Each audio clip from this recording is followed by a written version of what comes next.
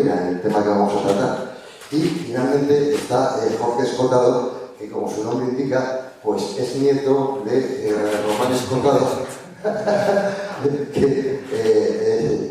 Claro, de Antonio Escotado yo no tengo constancia, le he buscado, de que tuviera relación alguna vez con el Ateneo. Me sorprendería que no hubiera venido nunca. Seguro que sí. Pero no lo he visto, no lo he localizado. Yo miraba en el archivo, a detalle, a ver si teníamos alguna referencia de Antonio Escotado. Pero tu abuelo tiene dos importantísimas conferencias en dos épocas distintas, además de la casa, y además famosas. De hecho sale, como te he dicho, como una errata en la historia del Ateneo de Víctor Olmos, que es la última gran historia del Ateneo. Fue un hombre muy vinculado al principio. El Ateneo en el año 1939 hasta pierde su nombre, hasta el 46 se convierte en la Auta de Cultura de Francia Española. Y luego, a partir del 46, con Pedro Rocamora, recupera el nombre y empieza a recuperar poco a poco la actividad. Bueno, pues en esas dos etapas, justamente ahora, sobre todo en la segunda, las intervenciones de Román Escotado en la casa eran muy celebradas. Era un periodista que había estado como agregado de prensa en varias embajadas sudamericanas, Paraguay, Brasil, tal. Y ciertamente, hombre, pues luego además tuvo un hijo que se llamó Antonio, que es de quien vamos a hablar hoy. Y Antonio a su vez tuvo un hijo que es Jorge, el nieto, y que, hombre, que nos satisface mucho, que de tu padre no tenemos constancia que haya sido ponente nunca en esta casa, por lo menos el abuelo y el nieto sí que lo han sido. Muchas gracias a todos por su presencia y por su atención. Muchísimas gracias a vosotros por el habernos atendido la invitación de haber venido al acto, y yo no tengo nada más que decir, porque los que queremos escuchar son a él. Muy buenas tardes a todos y bienvenidos. Gracias.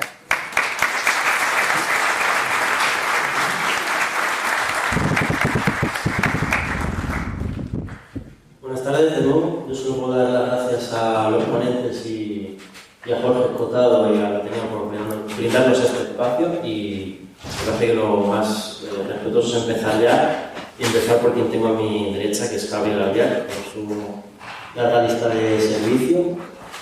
Quería empezar una pregunta. Esta conferencia se llama La herencia intelectual de Antonio Escotado, y creo que resulta bien empezar quizá por ahí. ¿Cuál cree usted que es la herencia intelectual de Antonio Escotado? Pues verás, yo tengo la impresión de que con mucha frecuencia se hace referencia a Antonio Escotado, se ve a Antonio Escotado como una rareza dentro del universo intelectual español. Yo tiendo más bien a considerarlo todo lo contrario. Más bien, Escotado me aparece como un arquetipo, casi como un paradigma límite de una generación que, da como los la mía, él está en la gama alta de edad de esa generación y yo en la gama baja.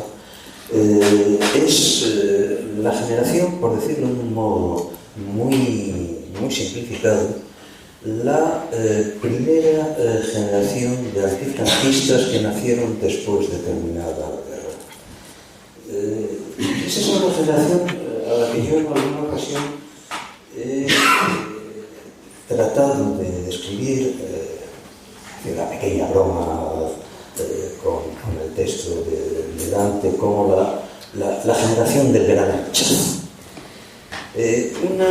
Una generación que probablemente no tuvo nunca excesivamente claro qué es lo que quería, y es probablemente eso lo que, pasado el tiempo y cuando ya no somos más que el resto de otra época, resulta más simpático de esa generación.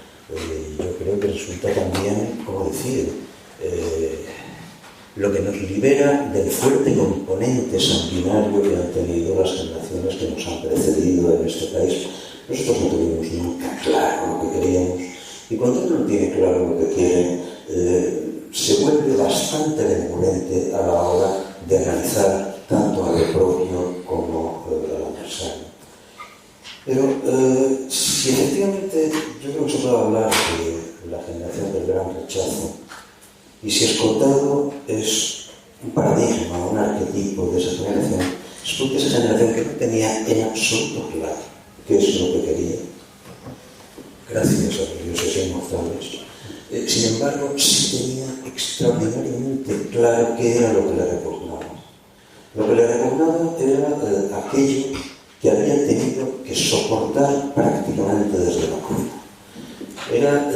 especie de visura opresiva en la que habían transcurrido sus primeros años y que yo creo que solo bastantes años más tarde supimos designar bajo un término específico, ya yo creo bien avanzado en los años 60, la servidumbre voluntaria.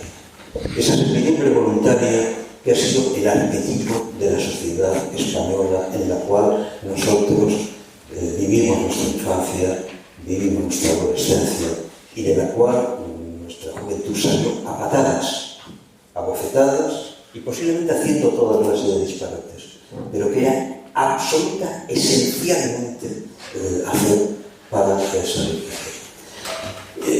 Eso lleva, ¿cómo decir?, a una enorme apertura en el modo de desarrollar el pensamiento y tu actuación. Lo de Antonio es absolutamente claro. Antonio empieza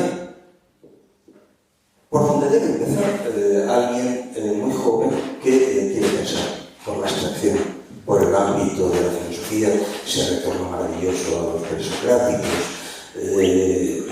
la presencia de Marcuse, que era una presencia generacional, y muy rápidamente se da contra el muro. ¿Qué es lo que para nosotros sería lo que fue el objetivo de los presocráticos? Enfrentarse a lo político, enfrentarse a lo que no es ni siquiera posible denominar, a lo que no es decir. Y a partir de ese momento, toda la obra de Antonio Escotado está centrada en el intento de decir lo indecible. Naturalmente que en el momento de la transición, cuando todas las grandes épicas de los primeros años, Antonio cuenta en algún momento cómo su servicio militar se pasaba a media en el calabozo porque lo había convertido en un seminario de marxismo para los que estaban en el cuartel, cómo esa épica que tuvo una función esencial para todos nosotros. El personaje que no ha vivido aquello habla ahora de aquel marxismo como de un sectarismo, una locura, no usted no ha entendido absolutamente nada. Aquello era el único modo de romper con la realidad.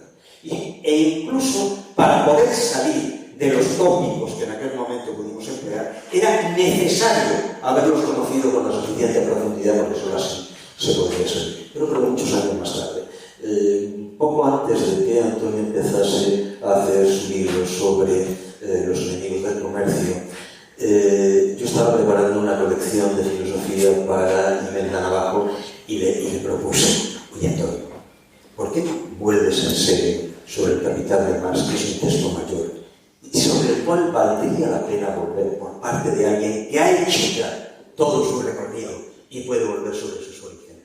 Antonio le encantó la idea. Al final no llegó al acuerdo con la editora, pero yo creo que ha sido lo menos. Las sobremesas que nos pasamos hablando de aquello valen lo que cualquier libro pueda valer. Pero seguimos más. Tenía otra pregunta, y como catedrático de filosofía de la historia, sabemos que Escotado era un profundo hegeliano y por tus estudios de Marx has transitado a este autor. Y me gustaría saber cómo calificarías la interpretación particular de Escotado del hegelianismo, que en España nunca se le ha considerado como un hegeliano al uso, ni siquiera ortodoxo. A ver, Antonio tiene un primer abordaje de Hegel que es absolutamente académico, que es el abordaje de su tesina y de su tesis doctoral, perfectísimamente académico. A partir de ahí, yo creo que Antonio entiende lo que entendemos todos, y es que esa inteligencia maravillosa que lleva en el año 1794 a 4 estudiantes de Tübingen a profetizar la culminación de la historia, a profetizar la fusión de religión y filosofía, a profetizar la salida hacia el universo de la razón absoluta, acaba desencadenando la más terrible tragedia de la época contemporánea, la tragedia de quienes piensan que eso se puede realizar en la historia. Y eso, naturalmente, es la idea del absoluto en la historia que tritura a la Europa de entreguerras. Y yo creo que eso es lo que, con más claridad que ningún otro de los de nuestra generación, Escotado deja absolutamente claro en sus 3 tomos de los enemigos del comercio. Debo decir que mi relación con Escotado, después de salir de un concierto en un Berger, en un bar a las 5 de la mañana, bebiendo cerveza, y hay un afecto por tu también trayectoria en el mundo de la prensa, en el mundo de la política, el trato personal con él, ¿qué ha sido y qué puede ser Antonio Escotado? En su conjunto, y el hincapié que en esa la conversación sobre caos y orden, que recuerdo que te la salía con bastante profundidad.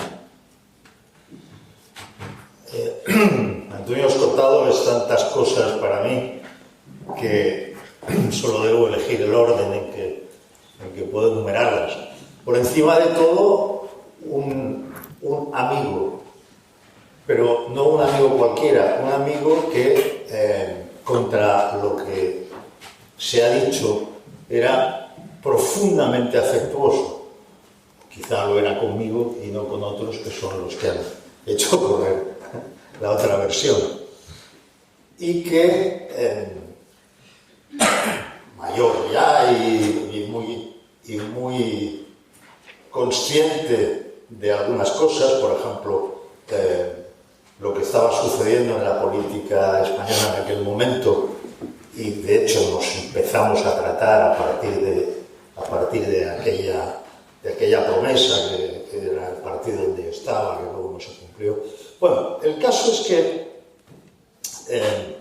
Antonio Escotado se dio cuenta de que yo había leído su obra y de que estaba profundamente interesado en su obra. Y él tenía una vocación pedagógica tal que eso no solo le parecía interesante, sino que le apasionó. Y entonces pues yo tuve el privilegio de hablar con él muchas horas, el privilegio de que me invitara a su casa, que me invitara a cenar en aquel jardín cercano a su casa, y las conversaciones eran un trozo, digamos, una tercera parte, las conversaciones que se pueden tener entre amigos, ¿no? Y las dos terceras partes, pues yo asumía mi papel de un humildísimo aprendido discípulo, y él tomaba el rol de maestro que habla para encender alguna luz en mi cabeza, ¿no? Y así asumíamos los dos esa relación, que fue interesantísima. Yo recuerdo que la lectura de los enemigos del comercio fue una lectura que yo la hice con mucho cuidado y más bien la estudié, ¿no? Estudié la obra más que leerla. Pues coincidió con muchos encuentros con él, con algunos encuentros con él, en los que yo le preguntaba algunas dudas sobre la obra mientras la iba leyendo. Y aquello era evidente que le procuraba un enorme placer a Antonio Escotado, porque decía, bueno, este me está leyendo, me está estudiando y además me pide que le aclare cosas, y eso era sobre todo Antonio Escotado. Un amigo que era un maestro, pero un maestro a lo griego clásico, un maestro cuyas afirmaciones retumbaban en la inteligencia y algunas quedaban allí para siempre. No solo en lo intelectual, pero sí desde lo intelectual hay ciertas cuestiones que no puedo dejar de calificar de morales, ¿no? Como una idea de la libertad, que sin duda yo ya traía de fábrica, pero que se enriquece y se ennoblece con la suya. Antonio Escotado, además de un polímata y un filósofo muy riguroso y un experto jurista, era doctor en Derecho, y un gran conocedor de la economía y un gran conocedor de la teoría del caos, y, en fin, un polímata. Además de eso, era un hombre que había querido vivir intensamente. Y todas aquellas cosas que se encuentran en su biografía y que no aparecen en las biografías habituales de los catedráticos de filosofía, tienen que ver con ese sentido de la libertad, con opciones que en un momento dado pues toma contra lo que cabe esperar y contra el mundo. momento, pues él escribe la historia de las drogas porque está encerrado y dice, vamos a aprovechar el tiempo ya que voy a estar aquí una temporada, y escribe nada menos que esta obra magnífica, ¿no? Que sigue siendo un gran referente sobre el tema, sino el gran referente sobre el tema.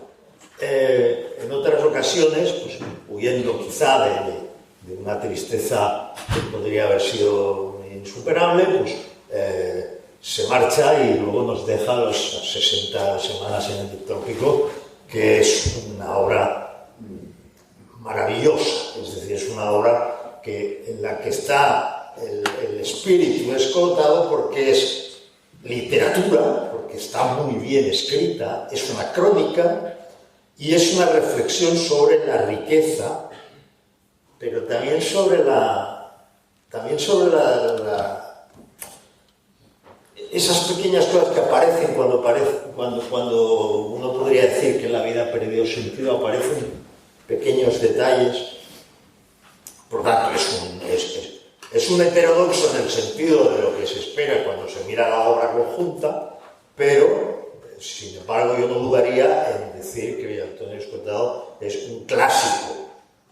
Antonio Escotado ya era un clásico cuando yo le conocí, y Antonio Escotado yo creo que es un clásico muy particular, al que muchos jóvenes conocen por vídeos de YouTube, donde muy sabiamente aprovecha ciertas apreciaciones sobre cuestiones circunstanciales para introducir conceptos profundos, conceptos de peso, y que se convierte en una especie de icono de las redes sin degradar ni un solo momento su mensaje, lo cual ya tiene mérito. Ahora bien, ese Antonio Escotado, que es así por varias razones. El que presenta todas estas dimensiones, en primer lugar, porque cuando él decide entregarse a la filosofía, empieza por la decisión de dominar las herramientas más difíciles, más estrictas de la materia, de la ontología, que es ahí donde, digamos, tú has ido a profundizar. A partir del dominio de estos instrumentos lingüísticos conceptuales, él se puede permitir pues, abordar ya todo aquello que el mundo le propone. Antonio tenía una curiosidad infinita. Antonio consideraba que el mayor de los placeres era el saber, el aprender, no el saber, el ir sabiendo, el avanzar en el saber, era el gran placer, ¿no? Estoy de acuerdo también en eso con él, pero que parte de ese rigor estricto, del rigor de escribir una obra sobre la filosofía de la religión de Hegel, en la que sin algunas referencias considerables no se puede entender en su plenitud, ¿no? Pero que sin embargo es accesible hasta cierto punto. Naturalmente accedo a los enemigos del comercio, no accedo prácticamente a la obra primera sobre ontología y ¿cómo se llama? La conciencia infeliz, ¿no? El libro de la filosofía de la religión. Bueno, pues accedo a una parte, pero la parte a la que accedo ha sido de notable influencia en mí. La idea de la muerte, por ejemplo, ante las diversas acepciones, la idea a la que llega de la muerte como algo que es completamente liberador, porque es lo permanente posible, dicho así a lo mejor no se comprende así, digamos, en su contexto, lo permanente posible, basado en la conciencia, basado en el saber que vamos a morir, en aceptarlo plenamente y a partir de ahí arrancar una libertad real, ¿no? Todo eso, por seguir con esta parte rigurosísima, en Los enemigos del comercio, que yo creo que es su gran obra, él hace una cosa tan enorme, está 17 años escribiendo, ¿no? Tan enorme como crónica interdisciplinaria de la aversión a la propiedad privada, ¿no? Es decir, los enemigos del comercio son los enemigos de una libertad sin la cual las sociedades resulta que no pueden ser ni libres ni prósperas ni libres en el resto de sentidos de la palabra libertad, ¿no? La libertad en el comercio, la libertad en el intercambio, que es la que permite las mezclas de cultura, las mezclas de población, los cruces de conocimientos, los mestizajes de los conocimientos, y los que permiten la prosperidad, y que se basan al final siempre en que un individuo, en que cada individuo, en que un individuo en sí, en que yo soy libre, porque yo me considero y he decidido ser libre.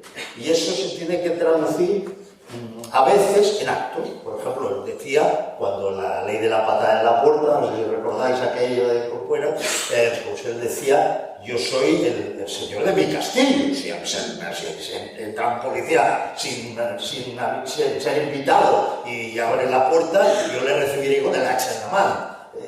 Eso es el concepto no solo de yo soy libre, sino de que yo estoy dispuesto a todo para defender mi libertad, porque sin esa libertad yo sería un siervo, y eso es lo último que yo voy a ser en la vida, un siervo de nadie, ¿no? Bueno, todo eso, en la obra de Los enemigos del comercio, él mezcla las dotes del historiador, del gran jurista, del economista.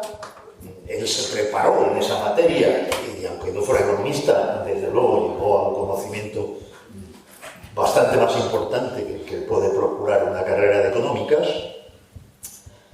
y la filosofía. Y luego hizo retratos bellísimos, retratos breves y muy deliciosos de personajes históricos, y todo partiendo pues del pobrismo, es decir, del pobrismo como una especie de virtud, y ese equívoco en la virtud del pobrismo tiene unas consecuencias históricas que él va siguiendo.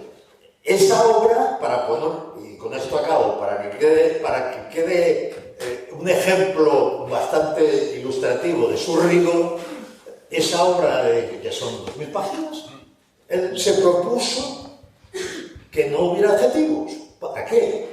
Justamente para que el rigor fuera mayor, para que en ningún momento interviniera algo opinativo. A mí me confesó que eso era tan difícil que muchas veces se quedaba directamente sin poder seguir escribiendo. Es decir, que llevaba de pronto una buena racha y a las 2:30 de la mañana se quedaba clavado porque no podía seguir sin adjetivar, pero se había propuesto no adjetivar.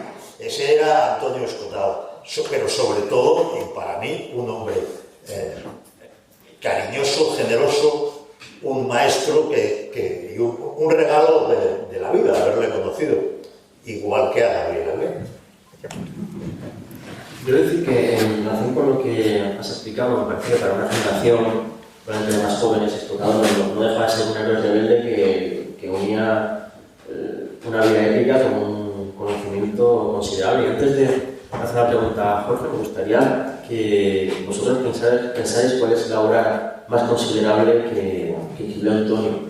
Y también en este proceso de herencia, lógicamente, Jorge hace una labor encomiable al crear y dirigir la embocadura y permitirnos seguir teniendo sus obras disponibles a golpe de clic, y que puedan estar en las bibliotecas de cada uno o de las universidades. En este proceso de herencia, Jorge, me gustaría saber, más allá del recorrido que has hecho hasta ahora, que no sé, pues, has editado las primeras obras de tesis doctoral, de sustancia. Me parece que en breve tenemos su obra de los presos prácticos de Frisis. También tenemos disponible los libros del comercio. Para ti, ¿cómo es toda esta labor de difusión y además de gestión de todas estas redes sociales que llega a todo el mundo, sobre todo en Hispanoamérica? Bueno, lo primero, muchísimas gracias a todos por venir. De verdad, el sitio es espectacular, estar aquí rodeados de libros. Si no nos inspiramos es porque no queremos. Muchísimas gracias. Y también a los ponentes, a Gabriel, que hace mucho no te veía. Juan Carlos lo tengo más visto. Pero bueno, lo que comentas, ¿cómo se gestiona esto? Pues a veces, para no caer apabullado ante el peso de semejante responsabilidad, como es la de difundir el legado de Antonio Escotado, pues ¿cómo me lo hago? Pues bueno, disfrutando de la alegría que produce de legado, transmitir ese legado. O sea, la cantidad de mensajes que puedo recibir a la semana de gente diciendo, oye, que no conocía a tu padre, de verdad, que me ha cambiado la vida, no sé cómo podía vivir hasta entonces teniendo estas ideas. Es el primer filósofo que veo que reconoce que equivocarse está bien y que lo dice además con orgullo. Esa es la fuerza que me nutre todos los días y bueno, no solo a mí, sino al equipo que formamos la emboscadura, ¿no? Que somos bastante gente, los emboscados. Estábamos cada uno en nuestras emboscaduras particulares, ahora ya podemos tener un techo común, que es la emboscadura. Está el pasado Antonio Escotado, el presente Antonio Escotado y el futuro Antonio Escotado. Entonces, veamos cómo lo enfocamos, porque lo primero, me lo he apuntado aquí, es ordenar el contenido, ¿vale? O sea, hay una cantidad de contenido realmente asombrosa. Yo no dejo de alucinar cuando ahora, bueno, que está habiendo traslados debido pues al fallecimiento hace 2 años, la herencia y tal. Bueno, pues aparecen cuadernos, aparecen cantidad de escritos. Yo no sé realmente cuántos inéditos ha dejado, o sea, yo os prometo a todos revisar hasta la última hoja, pero hay mucho conocimiento que aún no se ha difundido. Entonces, por un lado, primero está ordenar el contenido, luego ponerlo a disposición del público, porque no es lo mismo dirigirte a un joven de 20 años que a un catedrático de filosofía de 60. Antonio Escotado, aquí se han dicho varias cosas que ahora quiero profundizar. Cuando tú has dicho que decía lo indecible, ¿no? Esto me ha gustado porque él también me solía reconocer que tenía una inclinación particular hacia los avisperos. Le encantaban las colmenas y meter la mano dentro y hablar de los temas más innombrables, por así decirlo. Digamos que el tema de las drogas era un tema muy tabú y también el tema del comunismo era un tema muy tabú. Y bueno, la muerte le impidió meterse en el último tema que realmente quería sacudir, que era el de la lucha de géneros. Quería, pues bueno, hablar un poco de esto de la discriminación positiva y de todos los problemas que conlleva. Bueno, entonces, por un lado está ordenar el contenido, por otro lado, ponerlo a disposición del público y luego aplicarlo. Aplicarlo, porque Escotado lo puedes leer, pero es que también te lo tienes que aplicar. En el sentido de mi padre era partidario. Voy a hacer una pregunta al público. ¿Era mi padre el primer esclavo de la libertad? No. ¿Quién ha dicho no? Bueno, es un poco verborreico decir eso, ¿no? Esclavo de la libertad, demasiado así, como que suena muy alto, pero sí, mi padre utilizaba la libertad como remedio y antídoto contra el miedo, por ejemplo. Contra la falta de paradero, contra la insignificancia de las cosas. Realmente, si podemos definir a mi padre, yo creo como el filósofo de algo, sería el filósofo de la libertad, ejercida desde incluso un calabozo, ¿no? Donde fue libre y consiguió ponerse un flexo. No sabemos cómo convenció al alcaide de la cárcel, pero sí, mi padre se presentó allí en la cárcel y pidió una celda de castigo voluntaria, cosa que rara vez sucede, si es que ha sucedido alguna otra vez. Entonces él lo que quería era tener un flexo, simplemente con eso ya era feliz, o sea, decidir él cuando apagaba y encendía la luz. Gracias a ese flexo tenemos hoy la historia general de las drogas, que como ha dicho Juan Carlos, pues es un clásico ya a nivel mundial no se ha hecho una obra tan prolija sobre un tema donde reinaban tantas tinieblas. Entonces, la libertad para todo. O sea, mi padre no se le podría entender si no, aparte de ponderar la libertad, lo hubiese ejercido y la hubiera perdido. Estamos hablando del fundador de Amnesia, estamos hablando del experto, pues como ha dicho Juan Carlos, en muchas disciplinas, un polímata, pero que también ha estado en la cárcel, que también hizo la revolución hippie, que también estuvo en el ejército, hizo 2 milis, la normal y la otra que hizo en el calabozo. Entró de alférez y salió del cabo. Y bueno, le costaba mucho. También se dio cuenta allí que era daltónico y casi con graves consecuencias para el pelotón, porque estaba, y si levantaban la bandera verde tenían que atacar, y si era roja tenían el cuerpo a tierra. Y bueno, ahí se dio cuenta de que era el daltónico cuando casi mata al sargento. Que privadamente yo creo que también alguna satisfacción le daban. Y bueno, también quiero comentar lo que has dicho de la metafísica, ¿no? De nombrar lo innombrable. Cuando mi padre hace la tesis sobre la filosofía de la religión de Hegel, Hegel es un perfecto desconocido aquí en España. A finales de los años 60 nadie había hecho ninguna tesis sobre él. Y bueno, se le conocía pues relacionado con el marxismo. Y me acuerdo que él contaba que para poder presentar la tesis tuvo que llegar al notario, porque 4 veces faltaba alguien en el tribunal casualmente y no había quórum. Y bueno, hasta que se demostró que estaban todos conchavados, obviamente.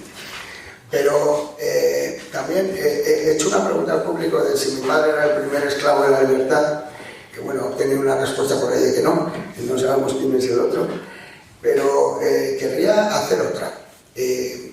¿Era Escotado un escritor maldito que va a encontrar tras la muerte más reconocimiento que en vida? Sí, sí. ¿Estamos de acuerdo? Sí. Y en vida la verdad que tampoco tuvo mucho reconocimiento, se le intentó siempre un poco silenciar, apartar. Proscrito. No por lo de las drogas, pienso. Sí. Bueno, el comunismo luego tampoco le hizo muchos amigos. Yo conozco gente que dice, pero es que no de las drogas. Pero son usuarios, señor. Bueno, pues veamos qué pasa. De vosotros depende, de todos los que nos siguen en las redes, y realmente es un fenómeno. Yo que tengo la suerte y el honor, junto a mi compañero Jorge, de administrar el canal de YouTube y bueno, los perfiles sociales de mi padre, es asombroso cómo se está diseminando su pensamiento, y que sin estar él, incluso digamos que hay un público muy joven que no conoce sus libros, pero se sabe de memoria sus vídeos. Entonces aquí hay una extraña conjunción de conocimiento. Por un lado llegan las nuevas generaciones empujando y buscando, también he oído por ahí la palabra, buscando algún ejemplo al que seguir, alguna referencia, alguien que me permita ser subversivo pero con conocimiento, o sea, rebelde pero no sin causa, con causa. Escotado les viene muy bien, porque ahí tienen una piedra sobre la que apoyarse, una piedra bien firme. Y luego están los lectores tradicionales de Escotado, que ya no necesitan las redes para nada, ya le conocían antes, pero que pueden esperar nuevos títulos, porque ahora mismo en Navidades sale su diario póstumo, que él dejó escrito que fuera publicado una vez fallecido, y así hemos seguido al pie de la letra sus intenciones, y sale estas Navidades. Pero no es el único libro que va a salir, habrá más. Antes me refería que cada vez que abro una caja aparecen nuevos manuscritos inéditos. Pues sí, el próximo además va a ser sobre filosofía, claro que sí. Y bueno, hay pasado, hay presente, pero sobre todo yo creo que hay futuro dentro de lo que cabe, no teniendo a la persona viva, que ojalá le tuviéramos aquí para poderle preguntar algunas cosas sin sentido que están sucediendo ahora, ¿no? casi más que nunca, no solo en España, sino fuera de España. Se le echa de menos su pensamiento, pero su pensamiento actual en la actualidad, pero en cambio sus ideas no se las echa de menos porque están en la sociedad, y cada día, yo por lo que veo, es que se va contagiando más gente de la idea de que estudiar es lo que nos hace libres, conocer una cosa es lo que realmente te permite morir tranquilo. Es lo que has dicho antes, Juan Carlos, la última lección se la reservó para el final. Nadie contaba con la lección que nos dio morir. Y fue impresionante, porque yo os confieso que tuve la suerte de estar cerca y sus ojos brillaban con una paz y con una tranquilidad interior que yo nunca había visto en nadie, no solo en mi padre, sino en ninguna persona. Él decía, hijo, tengo la sensación de haber cumplido, quiero descansar, si es posible, eternamente. Y bueno, pues así es, y esperemos que esté descansando, pero vamos, no le vamos a dejar descansar de todo nunca. y bueno, no sé, el legado, pues como me preguntabas, la fuerza viene de toda la gente que me apoya y que todos los días ve los vídeos, escribe mensajes, compra los libros, y es un verdadero privilegio esto. Debemos saber que tenía toda la edición de calidad de sustancia que escribía por Twitter, a ver cómo me vas a reeditar. Quería preguntarte, Daniel, ¿cuál te parece la obra más considerable de Antonio? A ver, yo creo que esa pregunta no se puede responder como tal. Antonio es el autor de una obra que abarca una unidad de campos, pero que es extraordinariamente homogénea, en la medida en que en todos esos campos lo que trata es de romper los tópicos del sentido común, de romper los tópicos de la repetición. Y si te parece, tomemos un ejemplo del trabajo al que acabas de hacer referencia hace un momento, el trabajo sobre las drogas, escrito en las condiciones absolutamente extraordinarias en las que está escrito. En primer lugar, y en primera lectura, es ante todo una obra de gran conocimiento y de gran erudición en torno a lo que ha sido la función de las drogas en todos los ámbitos culturales, las distintas variaciones de uso que se han producido de ellas. Pero naturalmente que ese libro, no sé si me equivoco, pero yo siempre he tenido la impresión de que solo podía ser escrito por un filósofo, y que ante todo es un gran libro de filosofía. Que solo podía ser escrito por un filósofo, entre otras cosas, porque, ¿cómo se dice droga en griego? Fármacon, el medicamento. El término aparece hacia el final del Fedro, cuando Platón está tratando de explicarle a su discípulo Fedro qué es la escritura. Es el fármaco de Zeus, ¿verdad? La escritura es el fármaco de la memoria, le dice Platón a su discípulo después de haber contado el mito de Zeus y Zamos. Es el fármaco de la memoria. Pero cuidado, ese fármaco de la memoria es por definición engañoso. No es una nemes, es una hyponemes, es una inframemoria. Naturalmente eso proyectado al ámbito de las drogas, de los fármacos, dice exactamente lo que la medicina griega dijo siempre sobre los fármacos. No se puede jamás decir de un fármaco que es bueno o que es malo. Eso es un perfecto disparate. Vamos a ver, el fármaco que en estos momentos está produciendo la mayor devastación en Estados Unidos, ¿cómo se llama? Fentanilo. El fentanilo es una absoluta maravilla para los dolores del cáncer. No se ha inventado una maravilla farmacológica más alta que el fentanilo para un canceroso. Privar a un canceroso el fentanilo es probablemente el peor crimen que se puede cometer en esta vida. Y sin embargo, sabemos perfectamente cómo el uso desplazado e inadecuado del fentanilo ha podido convertir en infiernos barrios enteros y cuidado porque Europa está en estos momentos en trance de llegar. Mi padre decía ahí que atribuir facultades morales a una sustancia, a una molécula, Es una locura. es una aberración, absolutamente. A ver, ¿las drogas son buenas o son malas? Es que no es esa la pregunta. ¿El cuchillo es bueno o es malo? ¿El coche es bueno o es malo? ¿La escritura es buena o es mala? Depende. Para uno es, como bien dices, es su salvación. Para dolores crónicos no hay nada como el fentanilo. Es mano de santo directamente. Pero claro, eso sacado de los ámbitos en los que debe ser útil, se convierte en un veneno. Entonces ahí vamos a parar eso. Exacto.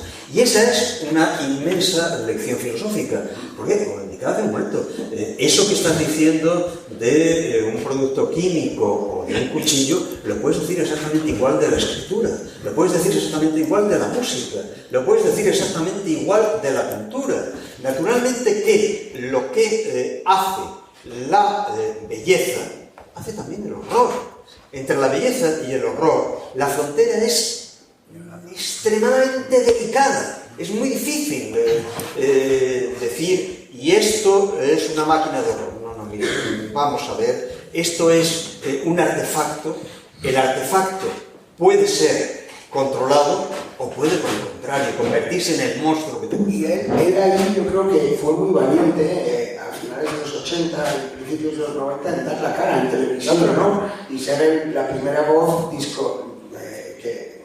que rompía el discurso de que las drogas eran malas y le rodeaban de yonkis y para que él reconociera que la droga era mala. Y él decía, perdón, esto no es culpa de la droga, es culpa de su uso. Igual él tenía que demostrar las cosas que decía. O sea, lo que él ganaba cuando los argumentos los había vivido él personalmente, no ponderaba desde el salón de su casa, sino que realmente sabía que cuando hablaba de heroína con un yonki, pues es que la conocía, no simplemente había leído lo que se había escrito sobre ella. Entonces, esa disrupción que pudo ser mi padre, yo creo que no hubiera tenido valor si realmente él no fuera testigo de sus propias tesis. Y acuérdate cómo era la heroína a finales de los 80, era una verdadera plaga, una epidemia total, y como está siendo ahora mismo el fentanilo en Estados Unidos.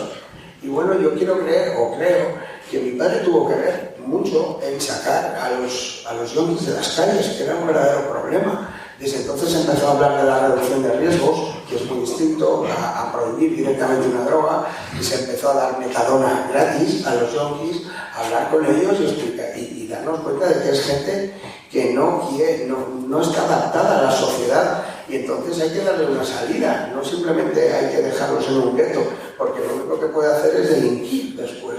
Entonces hay que entenderlo pues como una enfermedad de yonkis. O sea, tú estás enfermo antes de probar la droga. Otra frase suya era: ninguna droga vuelve loco a quien no lo sea previamente.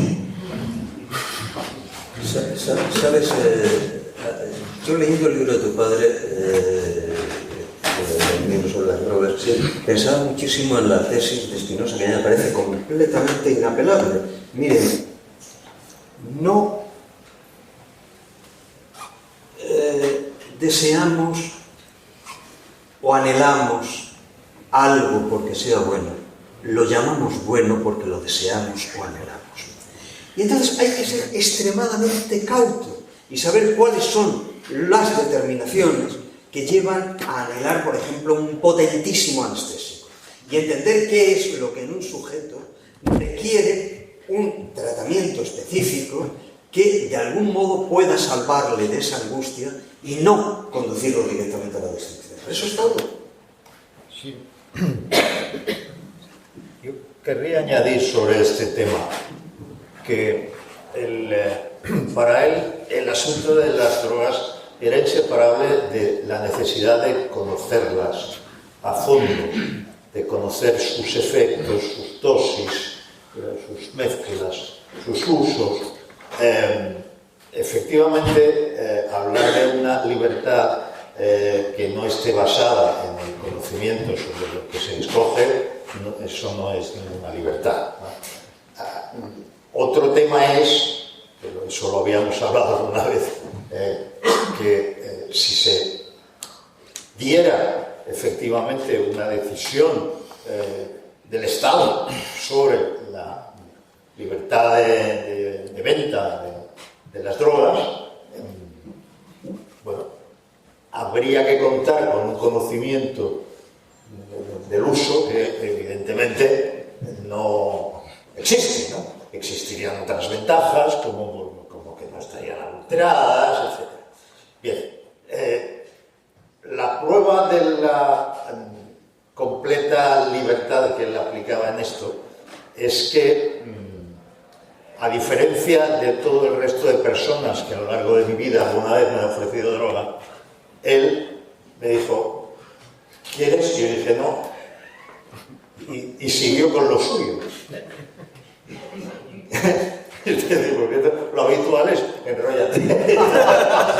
No, él era como una cosa de educación. Ahora pienso que quizá me habría interesado, si no probarlo así, saber de su boca algo más sobre las mezclas de las sustancias adecuadas en las dosis adecuadas para ciertos usos, porque él lo conocía tan a fondo que tenía pues lo que había que tomar para escribir tranquilo y lúcido, lo que tenía que tomar para dar una conferencia, lo que tenía que tomar para dormir bien, lo que tenía que tomar para tocar la guitarra un rato y cantar. Tampoco es que tomase una cosa cada vez que hacía eso. Bueno, no lo sé, claro, los secretos los conoces tú, porque quiero recordar que una de las cosas que escandalizó en Argentina de la intervención televisiva de tu padre fue que dijo que enseñaba a sus hijos, o que quería enseñar a sus hijos a utilizarlas. Sí, pues daba la oportunidad de probarlas con él. Claro, que eso es la demostración de lo que yo quiero decir, es decir, que es inseparable, aparte del interesantísimo asunto del farmacón, ¿no? y de lo que es bueno o es malo, ¿no? Para nosotros, está el asunto de la libertad, que es central ahí. Libertad para consumir, libertad en su caso, pero una libertad aplicada sobre un conocimiento enciclopédico, porque él es el autor de la historia general de las drogas. También el uso que dio a ese conocimiento en obras de otro tipo fue interesantísimo, claro, como era un erudito en eso, pues aparecía de repente, no sé, en hitos del sentido, pues ese asunto de los ritos eleusinos que tan de cabeza ha traído a tanta gente y que ha dado pie a tantos libros, algunos de autoayuda, otros de marcianos y otros de filosofía, lo resolvían directamente contando de qué estaba compuesto aquello que les daban a probar durante un par o tres de días a una serie de gente bajo secreto. Cosa además, por lo demás, Juan Carlos, cosa por lo demás que forma parte de la mejor gran tradición académica helenística, porque es que realmente el gran libro que inicia los estudios sobre el orfismo es el libro de Erwin Rode, final del siglo XIX, en el que se habla con todo rigor del papel de los elementos farmacológicos que eran imprescindibles. Pero es que Antonio ya los localiza, o sea, ya te dice cuáles son y cómo se mezclan. Y eso era los misterios eleusinos, era eso. No era tanto misterio. Bueno, pues continuamos. No sé, sus obras, desde luego que brillan con especial fulgor sus Enemigos del Comercio, Historia General, que son dos trilogías, pero a mí me gustaría también hablar de la multidisciplinariedad de mi padre, ¿no? O sea, porque realmente también te hacía un libro de viajes, también podía hacer unas unidades didácticas, luego también, al final de su vida fue más permeable y empezó a hablar de su vida. O sea, él siempre había sido muy privado y nunca había querido contar nada acerca de su vida privada, y tenemos ahí en Mi Ibiza Privada que cuenta un poco las razones por las que se fue a Ibiza. Y la verdad, a mí, ahora que está todo esto del chat GPT y lo de la IA y tal, ¿qué creéis que pasaría si si a un bot le metemos toda la obra de Escotado y intentamos que piense como Escotado y lo entrenamos y lo tenemos 24 horas, ¿tú te animas, Juan Carlos? Yo creo que funcionaría bien porque Escotado, como ha observado Gabriel Arriaga, fue muy coherente. Toda su obra, en su obra hay una coherencia y además hay una pretensión de universalidad, es decir, no hay tema que no le interesara y que no pusiera en relación con otro. O sea, que creo que la inteligencia artificial en este caso haría un buen trabajo, pero solo introduciéndole la obra de Escotado, no de sus intérpretes, ¿sí? Todos sus discípulos. A mí se recuerda lo que me incomoda en la terminología de la inteligencia artificial es que tengo la impresión de que es un pleonasmo. O sea, toda inteligencia es artificial. La inteligencia es un artificio. Cuidado, es un artificio que ha llevado milenios configurar antes de que realmente el lenguaje pudiese estructurarse en esas secuencias matematizables de las que finalmente acabamos alcanzando la joya en el mundo griego clásico. Pero eso es un artificio estricto. Vamos a ver, la gran pretensión de los filósofos del siglo XVII fue exactamente esa: hacer máquinas pensantes. ¿Por qué? Pues porque el hombre, a partir de Descartes, es concebido como un autómata, es decir, es concebido como un reloj. Y la descripción que tú encuentras del cuerpo humano en Descartes, como la descripción de los animales, es la descripción de un reloj, es decir, de un autómata. Es extraño cómo nos puede asustar o parecer una gran novedad, una expresión tonta, como es inteligencia artificial. ¿Inteligencia artificial? Sí, claro, todo. Bueno, yo creo que lo que impresiona es que tenga usos para la gente del común ahora y que no los haya tenido antes, porque inteligencia artificial se habla hace un montón de tiempo, sobre todo en la ciencia ficción. Pero tú fíjate, cuando uno lee, por ejemplo, las memorias de Fontaine, el secretario del señor de Sassy en el monasterio de Port-Royal en el siglo XVII, ¿de qué habla Fontaine continuamente en su memoria? De que lo único que ocupaba a los solitarios de Port-Royal era el estudio de los autómatas, ver cómo todo se comportaba como máquinas. Una cosa totalmente maravillosa. La metáfora de la máquina ha sido tan fuerte en los humanos, sobre todo a partir del siglo XVI y XVII. Tú ves después toda la pasión que produce en la primera mitad del XVIII Vaucanson, los autómatas de Vaucanson. Entonces, yo creo que con lo de la inteligencia artificial nos podemos reír un poco, pero sí, en serio.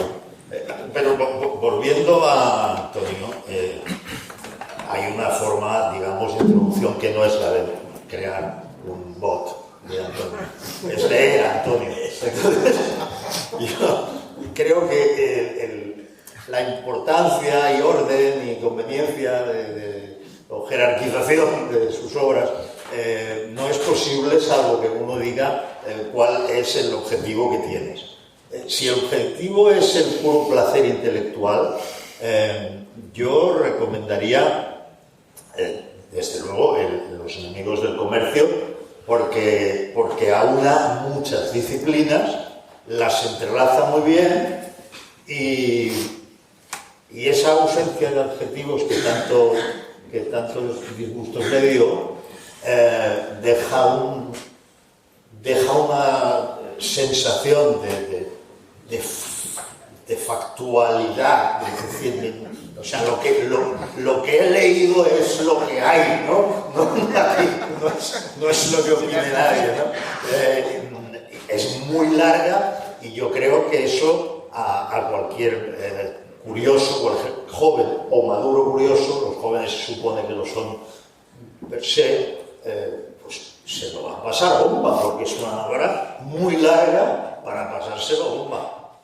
Si yo hablo de mi experiencia, mi primer contacto con Escotado fue una obra que me es como si me hubiera despertado, como si hubiera estado dormido en lo que respecta a una cierta parte del mundo y me hubiera despertado, que fue Caos y Orden.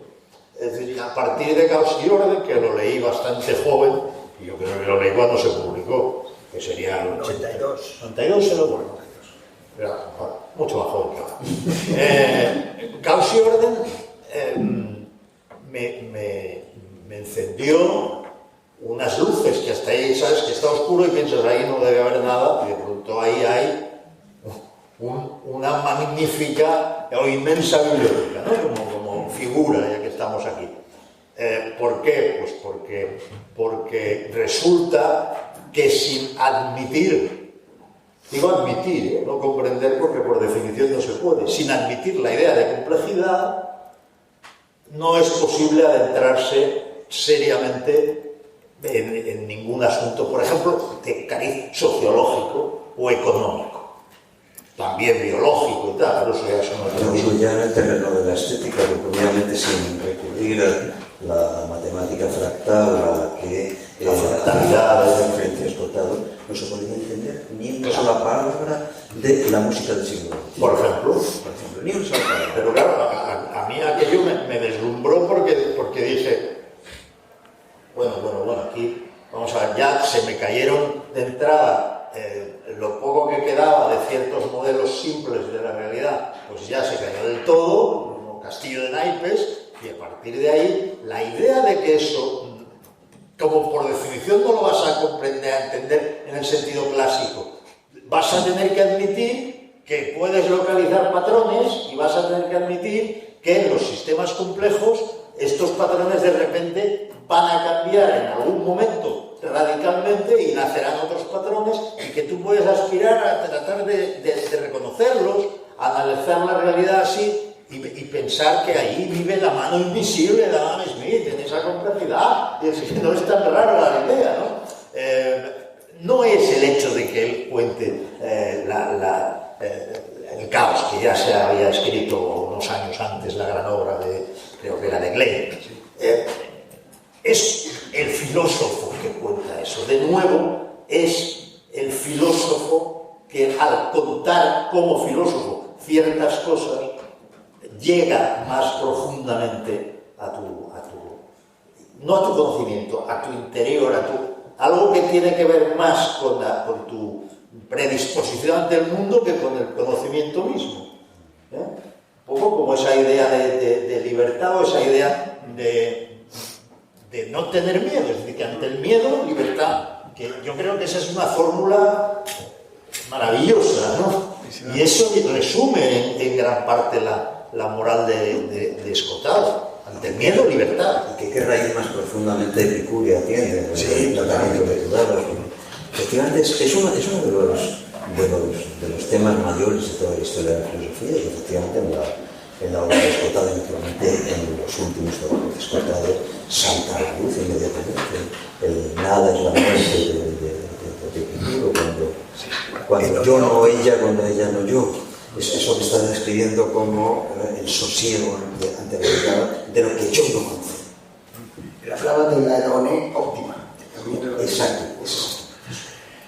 Sí, y luego podemos introducirlo en mors tempestiva, ¿no? Que también en su caso, que los romanos decían que era cuando te llegaba la hora de la muerte, ¿no? Que pudieras tú decidir. Él tenía miedo a una gran cabeza, pues es una gran responsabilidad también. No sabíamos cómo iba a terminar. La verdad que lo hizo en plenas facultades, totalmente lúcido. No llegó a pervertirse ese cerebro con ninguna enfermedad. Tenía Parkinson, pero solo se le notaba al escribir, que empezó a escribir muy mal. Y bueno, en el diario que sale ahora sale manuscrita su letra.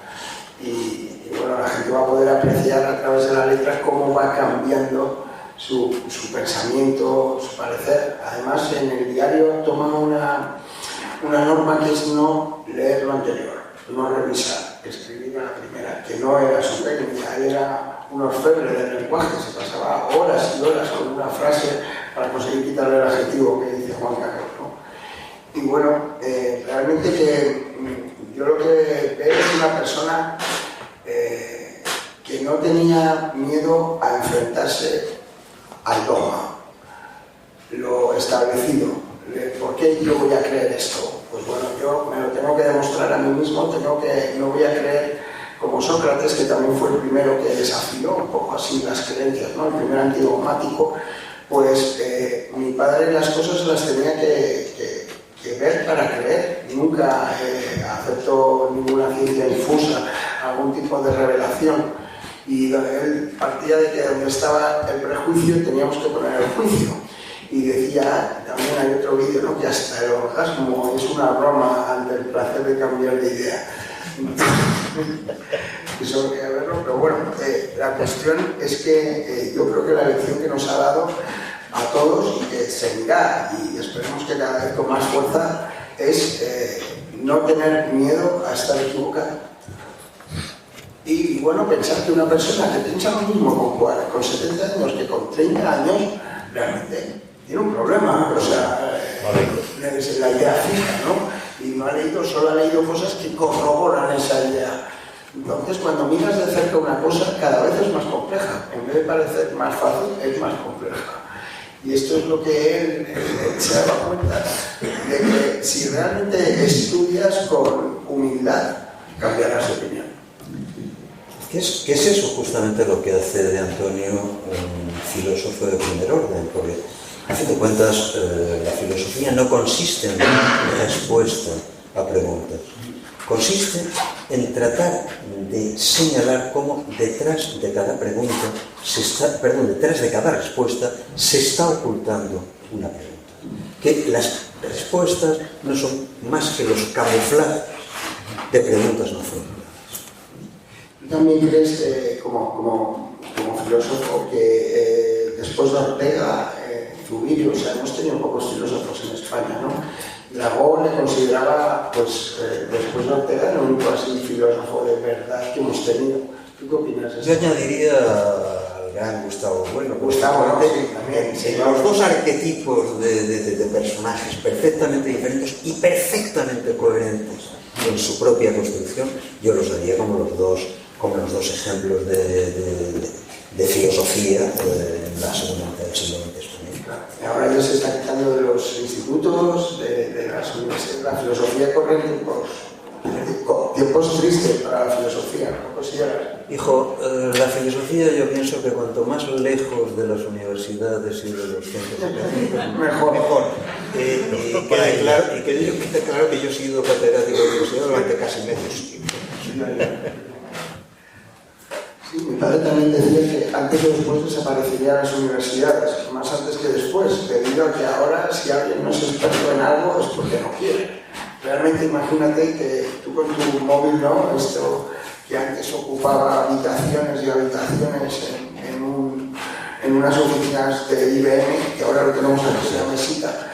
Bueno, pues esto nos permite el conocimiento total. Y sin embargo, lo que nos produce es el entontecimiento. Yo con lo de la informática cometí probablemente el mayor error de mi vida. Cuando empezaron a aparecer los ordenadores, recuerdo que escribí un texto evocando el viejo cuento de Hoffman, del personaje demoníaco, como todos los personajes de Hoffman, que ofrece a esa persona cuya alma quiere comprar, le ofrece un libro. Filófilo, tremendo. Abre el libro, si es un libro en blanco, métetelo en el bolsillo. Piensa en la edición más rara del libro más raro del que hayas oído hablar y que nadie haya visto. Piensa, saca ahora el libro de tu bolsillo y se ha convertido en ese libro. Bueno, el ordenador era eso. O sea, cuando en el año 92 o 93, si no recuerdo mal, yo empiezo a utilizar Internet. Empiezo a utilizarlo con esa idea. Era ya el momento en el que la Universidad de Georgetown había informatizado el mejor fondo de literatura medieval del mundo. Ese momento en el que decías, con esto, cualquiera que tenga simplemente la capacidad de leer, tiene a su alcance todo el saber del universo desde su habitacioncita. ¿Sí? Y al final, ¿en qué se ha convertido eso? En una cosa que creo que se escribe en no sé cuántos caracteres y que se intercambian las No, pero eso son las redes. De hecho, el propio Antonio le sacó un enorme provecho a Internet, inmenso provecho. Y además no tenía como corresponde a un maestro que sabe que todos los demás le van a tener que imitar a él y él nunca a los demás, se permite decir de vez en cuando: esto está perfectamente explicado en la Wikipedia, en el artículo de no sé qué, o está perfectamente explicado en marxistas.org, y te remite allí. Es decir, eso que los autores serios normalmente evitan, porque quieren que se les siga imaginando en una biblioteca como esta, tomando notas, yendo a por el otro volumen, etc. Estas bibliotecas tienen que existir naturalmente, pero Antonio en sus últimos años se ahorró mucho trabajo porque pudo acceder a todas las fuentes, como tú señalabas. Pero claro, poner todas las fuentes del mundo en manos de la gente te va a dar un resultado esperable. Habrá unos pocos que las aprovecharán y los otros harán con ellos, pues esto. Es un poco lo que hemos hablado antes, Juan Carlos. ¿Es buena o es mala Internet? Pues exacto. ¿Es buena o es mala Internet? Es bueno o es malo el fentanilo. Hemos hablado antes. Es un instrumento potentísimo. Como instrumento potentísimo, le da la posibilidad, o le daba a cualquiera de mis alumnos de hace 10 años, cuando yo le daba el link correspondiente, le daba la posibilidad de utilizar la primera edición de los preadamitas de Isaac de la Pedra, de la cual no hay más que 4 ejemplares en el mundo. Y que cuando yo utilicé en los años 80 tenía que pedir una autorización especial para consultarla en la sala de raros de la Biblioteca Nacional de París. En los años 2000 yo les daba mis bibliografías a mis alumnos en link, no tenían ni siquiera que entrar directamente a la biblioteca y pedirlo, simplemente pulsar la tecla y traerlo. Es decir, el instrumento es de un poder absoluto. ¿Cuál es la contrapartida? La contrapartida es que también ese instrumento puede proporcionar una segunda opción, que es la de que no leas tú, sino que lea Google. Y que por lo tanto le preguntes a Google qué es lo que dice esto. Yo creo que estás evitando la entrada en el mundo de la ontología y Santiago tiene algo que decir sobre el tema. No, quería preguntarte, Gabriel, porque sabemos que es un gran estudioso de Spinoza y se acusa en parte nuestra herencia de pensamiento de Antonio Escotado, que se acusa de ciertos sectores con la pregunta ¿libertad para qué? Es decir, claro, herencia de la línea general de la ¿libertad para qué? ¿Es relevante esa pregunta? ¿La libertad es un fin en sí mismo? Vamos a ver, desde el momento que tú introduces el par, desde el momento que tú introduces una partícula de finalidad, has destruido el problema metafísico de la libertad. Porque naturalmente cuando tú introduces una partícula finalística, resulta que aquello por lo que estás preguntando, lo estás preguntando en función de una finalidad externa. Lo que sí puedes preguntarte es ¿qué es la libertad? ¿Cómo funciona la libertad? ¿Cuáles son los mecanismos de producción de la libertad? Pero libertad para. No estás hablando de la libertad, estás hablando de la finalidad en función de la cual inventas la ficción a la que llamas. Una persona que también ha defendido de forma efectiva, de forma política, ¿qué se puede preguntar? ¿Se puede formular esa pregunta? No, yo desde luego no voy a poder mejorar la respuesta de Gabriel, por lo tanto debería no responder. Efectivamente, el para es una trampa, es la trampa del que tiene su objetivo y según cómo se entienda la libertad, aquello perjudica a su objetivo. El autor de la frase se retrató por sí solo y no hay por qué seguir, ¿no? Con eso, en la cuestión de la libertad, de qué sea la libertad, sí está lo interesante y alrededor de eso se puede. Lo interesante también sin esperar una respuesta, sino por el placer de ir preguntándonos, e ir respondiéndonos parcialmente a cosas que se le acercan. Y bueno, y cuanto más nos acerquemos a eso, a la idea, pues más arriba estaremos, ¿no? Pero desde luego a estas alturas sabemos que tiene que ver con la responsabilidad, o sea, la libertad para responsabilizarse de personas, o la libertad para comprometerse con fines, la libertad como un don que nos es dado, bueno, como un don que tenemos por haber nacido humanos y con la conciencia de la muerte a la vez, y eso, o sea, es inevitable relacionar, que está un poco en esa idea de la tesis de Antonio. Cuando digo la tesis me refiero a la tesis doctoral. Esas dos cosas están unidas y hay que dar vueltas. No puedes pensar en una sin pensar en la otra. Bueno, si piensas solo me voy a morir, pues bueno, si piensas demasiado en eso puedes acabar ¿para qué voy a vivir si no voy a morir, no? Ahora, si piensas en que eres un ser libre que se va a morir, seguramente te vas a acercar a una idea de libertad que tiene más aplicación práctica y que además tiene más altura.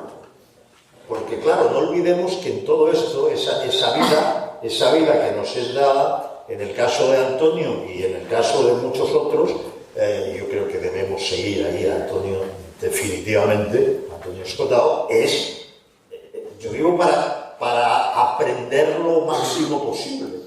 Dado que es mi mayor placer y dado que es la responsabilidad que yo he decidido, pues vivir para aprender. Lo que no le impedía, tú lo sabes mejor que yo, claro, eso, pero yo como amigo lo sé, no le impedía ser, además de un intelectual, no en el sentido, un sabio. Además de ser un sabio, ser un hombre, como decía antes, de un afectuoso... Yo te decía, a mí me extraña mucho cuando dicen qué tipo tan antipático, nunca se sabe cómo te iba a contestar. Yo nunca he tenido esa persona. Pues se ha dicho, ¿no? Porque salía con un examen. Un poco fama de gruñón tenía un poco con los periodistas que iban y entrevistaban y no habían leído su obra. Entonces él contaba que una vez hizo pasar por un jugador de golf y el periodista no se dio cuenta. Entonces, punto. Estamos hablando de la libertad y yo querría introducir otro concepto que creo que es inseparable de la visión que tenía Antonio Escotado de la libertad, que es la seguridad. Entonces, todo orbita en torno al binomio seguridad-libertad. En Los enemigos del comercio va descubriendo que ante cada avance de libertad llega un retroceso de inseguridad. Digamos que las revoluciones no se producen en los momentos de verdadera miseria, sino en momentos de verdadera libertad. O sea, lo que da miedo es que no haya un Estado protector que pueda cuidar de ti y te dé cierta seguridad. Hay mucha gente, no sé, en esta sala, ¿no? Pero ¿qué preferimos, la libertad o la seguridad? La seguridad es una ficción. La seguridad es una ficción y naturalmente, como todas las ficciones, tiene función consoladora. Y naturalmente que todos en algún momento de nuestras vidas buscamos consuelo. Eso depende del grado de desvalimiento en que nos encontramos. Pero fíjate, yo creo que quien me ha dado eso en la forma más nítida es el Spinoza del axioma de la parte cuarta de la ética, cuando dice, dada una cosa determinada, no existe, no puede pensarse que no exista otra cosa más poderosa por la cual esa primera cosa puede ser destruida.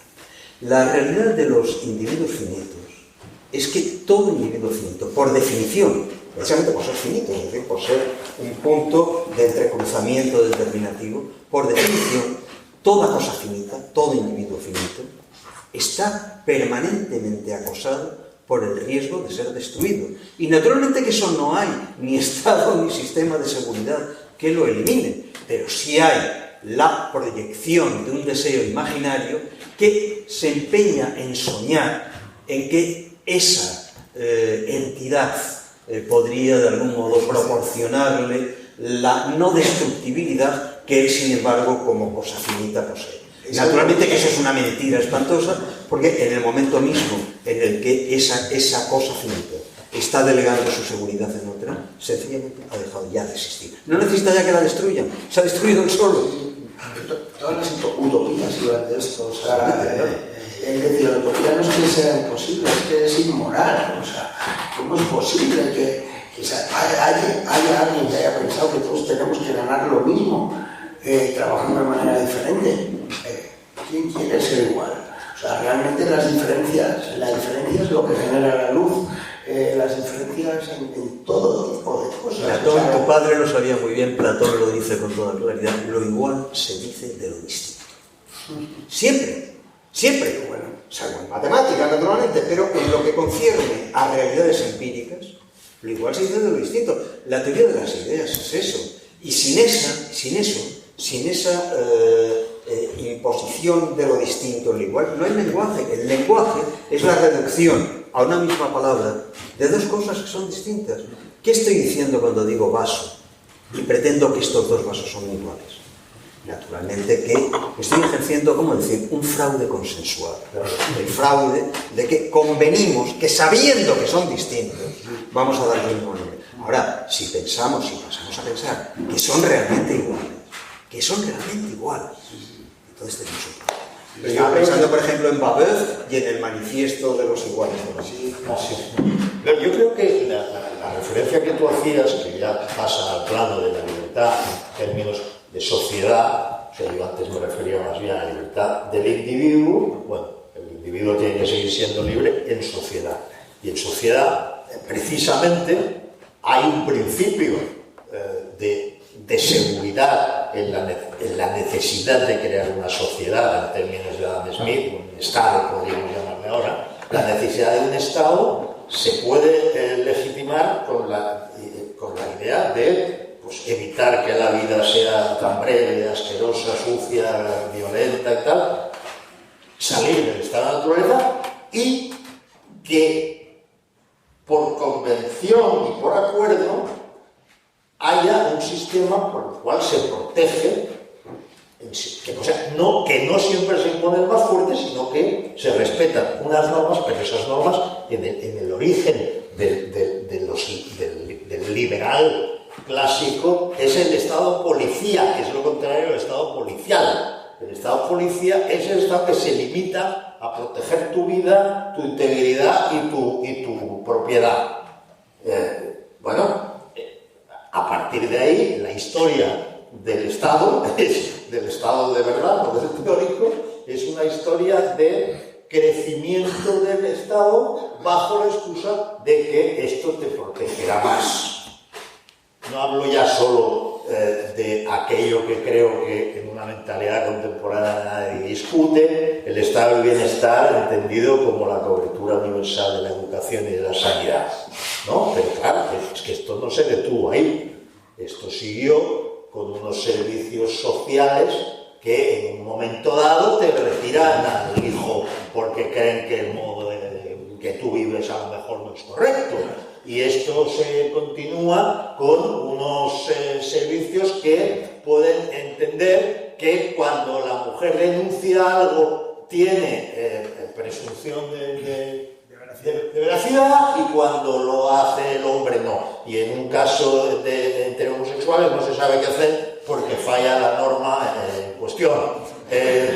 Entonces, todas estas nuevas competencias que se atribuye el Estado tienen que ir acompañadas, lógicamente, de nuevas doctrinas que justifiquen su propio crecimiento. El Estado va a crecer como un cáncer de forma inevitable y de vez en cuando hay que pararle los pies.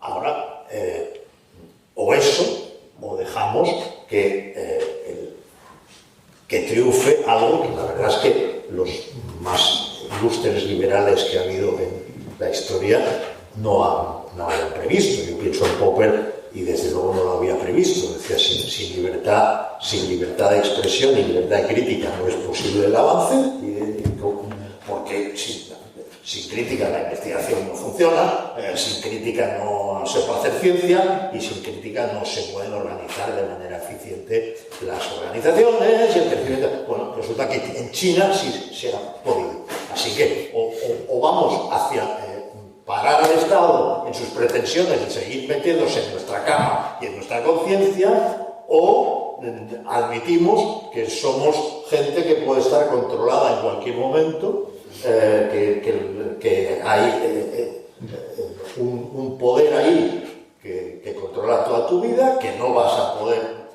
votar porque solo hay un partido y ahí está, pero que podrás vivir en prosperidad. Pero aquí es con seguridad.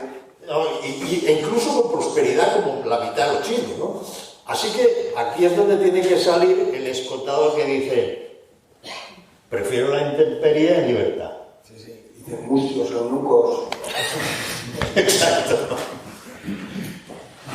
Desde luego que la incertidumbre tiene su parte mala, ¿no? Pero creo que siempre es preferible el azar al destino programado por otro. O sea, no. Ahora, es la libertad individual y por tanto nosotros como discípulos no nos la quita nadie. La sociedad y el Estado se pueden poner como quieran, pero en la celda seguirá siendo libre del mismo modo que seguía siendo digno Víctor Frankl en el campo de concentración. Eso sí depende de ti. Hay un momento yo creo interesantísimo, en el momento fundacional de las democracias modernas, en el verano de 1789, cuando se están efectuando las grandes discusiones en la asamblea constituyente en Francia. Sieyès interviene para hacer un pequeño matiz. No se planteen ustedes lo de la igualdad como la definición de algo esencial. Cuando hablamos de igualdad, no estamos diciendo que los hombres son iguales, estamos diciendo que responden por igual ante la ley. Y eso por una razón, dice, irrebasable, porque efectivamente entre los individuos los hay más fuertes y más débiles. Por lo tanto, si no generásemos la ficción jurídica, que es una ficción jurídica de el igual modo de ser presentados ante la ley, naturalmente los más fuertes destruyeron a los más débiles y se acabó. Él siempre defendía que esa era la única igualdad exigible, la igualdad de la ley. Todo lo demás es una tomadura de pelo absoluta. Llevamos ya una hora y media aquí y creo que, incluso con respecto a los presentes y al llegado del contador, me parece que es un buen momento para que pueda haber preguntas. Una reunión fantástica. Muchas gracias. Tengo que ir. Muchas gracias. Creo que es el momento de las preguntas y sobre todo darle un aplauso a la ponente que está.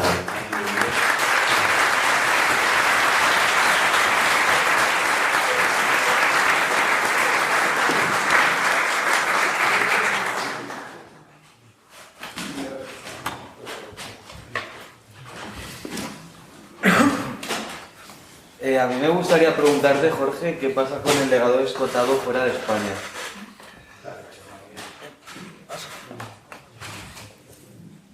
Yo también, visto que vengo con preguntas, ¿no?, para la audiencia, pues tengo una tercera. ¿Es escotado un fenómeno puramente español? ¿También? ¿Es un fenómeno puramente español? No, en absoluto. Yo recuerdo lo que nos pudimos reír, debía ser hacia el 92 o 93, no te puedo decir la fecha exacta, cuando en en el Escorial, durante el proceso del Escorial, cuando él llega de pronto y nos trae la sentencia o la demanda, no sé qué, de un juzgado argentino. Bueno, lo que estaba claramente significado en aquel alegato judicial terrible contra tu padre, era precisamente hasta qué punto se veía el riesgo de la incidencia de su pensamiento en la lejana Patagonia. Ahí lo intentaron cortar, terminó hasta Maradona en Menem. Sí, es curioso aquel episodio, salió por patas en busca y captura, luego volvió y ahí sí, en Argentina es cierto, le conocen, pero claro, a mí me asombra que, por ejemplo, en España pues es un escritor de ensayo bastante conocido y que tiene algunos bestsellers, ¿no? Como pueden ser Historia General o Enemigos del Comercio, pero luego la censura que hay con el mundo anglosajón es tremendo, o sea, no existe directamente su pensamiento, no ha habido ninguna editorial que se acerque porque quiere publicar, tenemos que ir a buscarlas nosotros, o si no, también conseguir que su obra se traduzca puede depender a lo mejor de la comunidad de los emboscados entre todos. Si no hay una editorial que quiera publicarlo, pues lo publicamos entre sus seguidores, ¿no? Porque no hay que seguir los caminos que estaban pautados anteriormente. Podemos aprovechar las nuevas tecnologías para eso, pero desde luego en mi trabajo y el resto de mis hermanos y los emboscados o aquella gente que está inmersa dentro de esta ola, por así decirlo, de pensamiento escotadiano, es difundirlo, es conseguir que llegue a lugares donde ahora ni se le espera ni se le conoce. Pues imagínate que traducimos a escotador ruso, ¿qué pasaría? Los Enemigos del Comercio es una obra que allí puede ser, no sé qué tipo de reacciones puede causar, pero bueno, desde luego tienen derecho los rusos a saber que aquí en España se ha hecho un estudio sobre la revolución que tuvieron allí el siglo pasado, pues bueno, que no van a tener acceso, sino de otra manera. No sé, la pregunta que haces creo que es pertinente, porque si decimos que Escotado es un escritor maldito, que cabe la posibilidad de que tenga más influencia muerto que vivo, eso necesariamente conlleva que se le lea más y en otros idiomas. Entonces yo aquí pues soy uno de los testigos de los seguidores que vamos a luchar a brazo partido porque eso suceda y conseguir que haga el bien, porque cuando le hemos explotado, tú decías que daba superpoderes el otro día, ¿no? Los Enemigos del Comercio. O que bueno, que te sientes especialmente bien ante esa lectura sin adjetivos, ¿no? Es un placer. Bueno, pues este placer no se puede circunscribir solo a España. O sea, no es un interés crematístico, es un interés filosófico. No sé por qué es un escritor tan conocido, importante en España, y en cambio, pues en Francia es un perfecto desconocido. Pero eso solo te habla de la miseria intelectual del mundo editorial de España. Vamos a hablar claramente. Que Escotado no esté publicado en inglés y por tanto acceso de muchísimos más millones de lectores es una cosa incomprensible si alguien hiciera su trabajo. O sea, si la editorial que tiene, no mencionaremos, pues si la editorial que tiene los derechos de los Enemigos del Comercio no ha sido capaz de colocar en una feria internacional los Enemigos del Comercio en inglés, esto de quien habla es de la editorial, del mundo editorial. Y solo hay que darse un paseo por las librerías que se mantienen abiertas todavía para darse cuenta de lo que está pasando, para darse cuenta de lo que aparece en las mesas y sobre todo para darse cuenta de lo que no tienen. Y eso, sintiéndolo por los libreros que hacen bien su trabajo, explica por qué los que acostumbramos a leer más de un libro al mes compramos las obras por Amazon. ¿Ves? Es que es terrible, ¿no? Es que es terrible, efectivamente, desde hace ya unos años pasearse por las librerías, no solo en España, en toda Europa. supongo que en Estados Unidos es igual, pero en todo caso en toda Europa lo que dice. La impresión de que lo que ves sobre las mesas y las estanterías es todo absolutamente efímero. Absolutamente efímero. Algo que dentro de 3 meses no es que no existirá, es que no ha existido nunca. Es que no tendrá ni pasado, no digo ya presente. Entonces, esa idea griega, que es una idea griega, de que la escritura es la lucha contra lo efímero, de que la escritura es la lucha por la memoria, por todas las paradojas que eso entraña, desgraciadamente yo creo que estamos viviendo, nuestra generación le ha tocado vivir su ocaso. Visitar las librerías en los últimos 10 o 15 años es una de las tareas más deprimentes que uno puede tener esta vida. Yo ya librerías solamente visito las de viejo, pero rarísima vez tengo.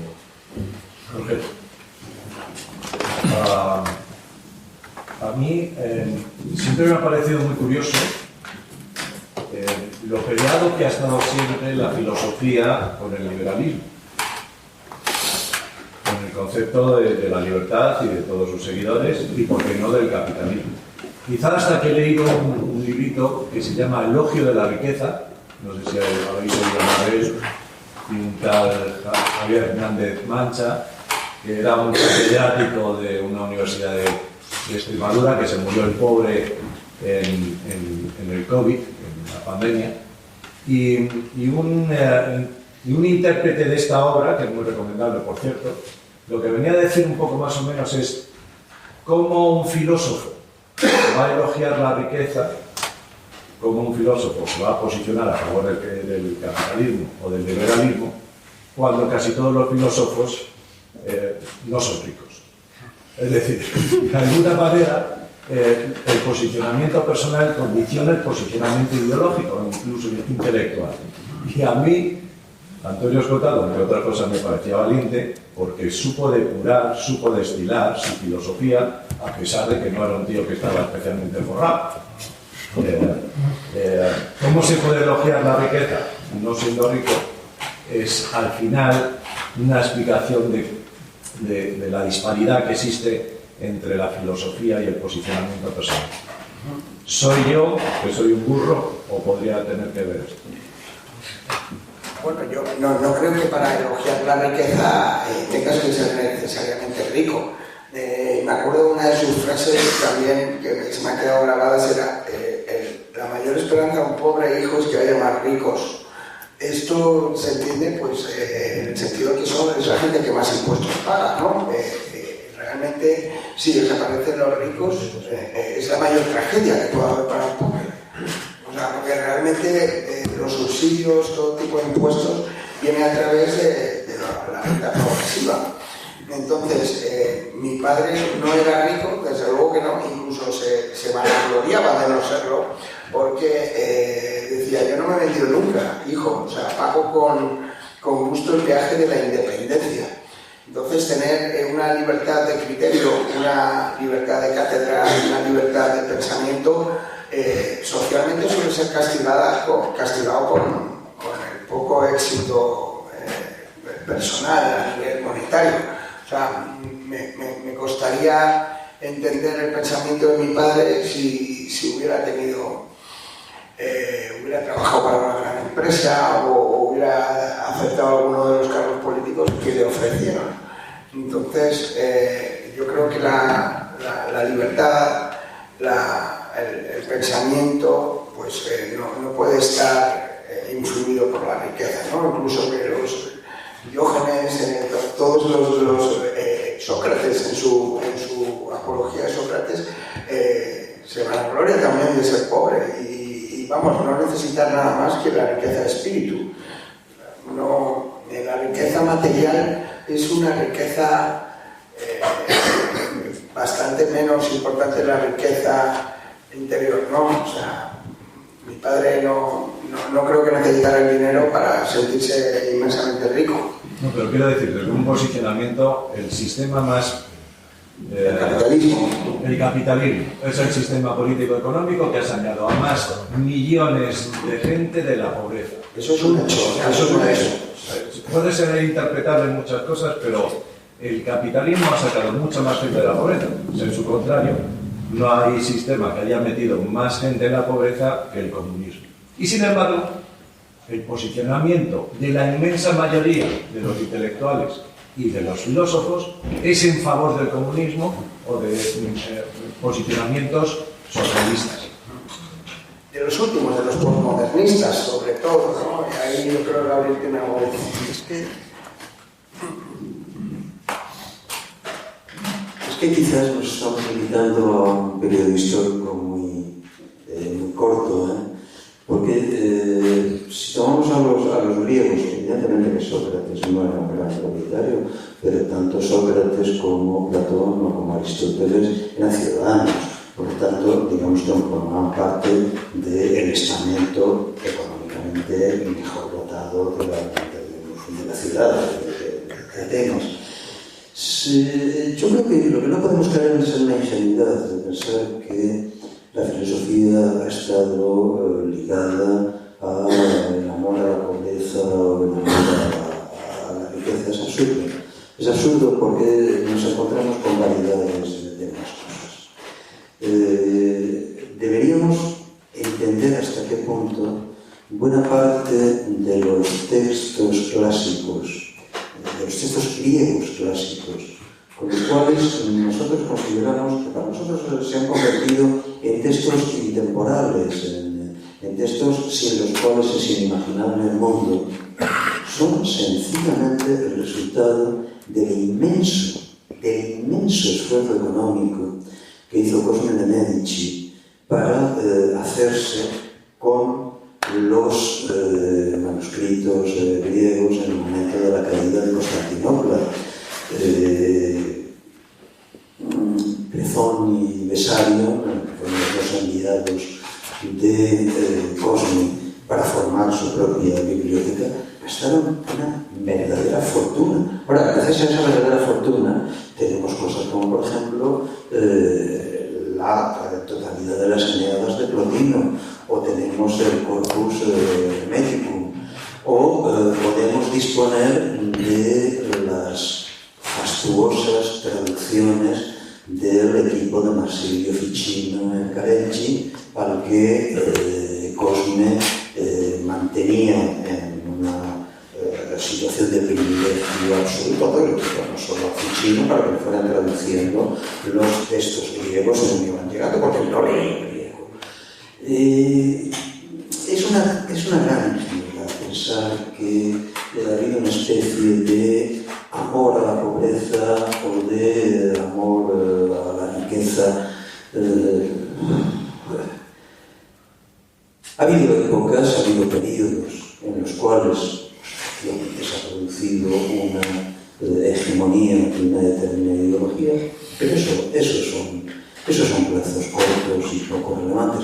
Por lo demás, todo lo que acaba usted de decir sobre la capacidad del capitalismo para desarrollar las sociedades más de lo que ha hecho en el Canal es la tesis básica del libro primero del Capital de Karl Marx. O sea, un poco.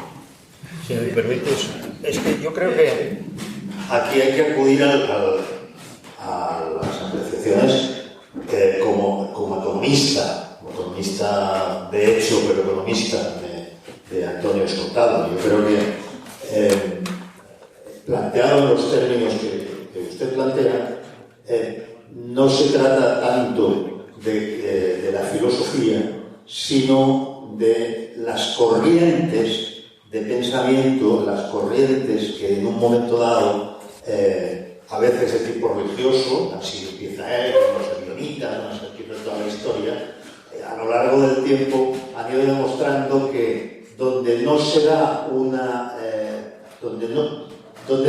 valor al incentivo personal, donde no se propicia que los hombres desarrollen, yo cuando digo hombres, hablo de genérico, que los hombres desarrollen unas pericias por las cuales se les paga, que ese es el estado perfecto al que tiene que llegar el hombre también, según Antonio Escotado, a desarrollar una pericia que es que tú la ejecutas muy bien y por la que se te paga.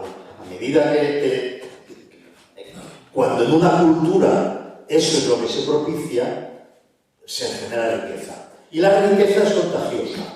Sí, es decir, la idea de que la riqueza es contagiosa es esencial, porque es una negación. Además, en el caso de la obra de Escotado, de la trilogía, eso viene acreditado con hechos innumerables de la historia.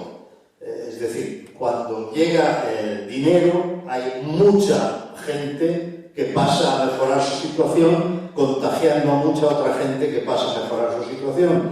Que la riqueza es contagiosa es algo que todavía no ha entendido la izquierda woke, como no lo entendió la izquierda progre de hace 20 años.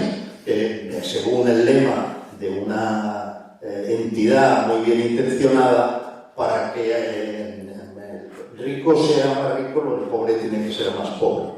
Esa visión nos daría la economía como un juego de suma cero, es decir, que es una tarta y lógicamente si tú te llevas más trozo de tarta, otros se llevarán menos.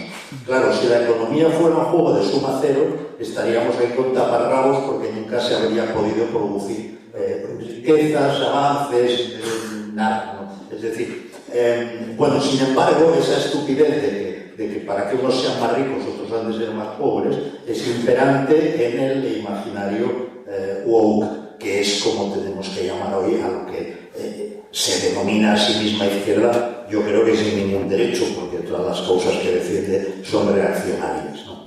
Entonces, en ese sentido, creo que es donde hay que contemplarlo. Yo creo que Escotado, creo, no sé, lo que pasa es que no recuerdo cuál es, pero ahí pone una excepción dice que solo hay unas pocas comunidades igualitarias que prosperan. Y son todas de cariz religioso y todas en Estados Unidos, en una franja cronológica cercana. Son la excepción a la regla. ¿Alguna pregunta más? Sí, yo tengo... Pablo, son unos segundos. Me parece interesantísima la obra de Escotado, tengo muchas ganas de empezar un libro suyo. A mí, lo que me parece que es envidiable y supone una obra de mucha calidad y con un público grande es el ser un liberalizador, un progresista y el ofrecer a sus seguidores textos de calidad. ¿De qué manera él se pudiera o se pudo beneficiar de escritor de Prorepública o escritor en una vertiente más avanzada de la sociedad? Porque claro, él residió en una España posfranquista, franquista y de transición. Gracias.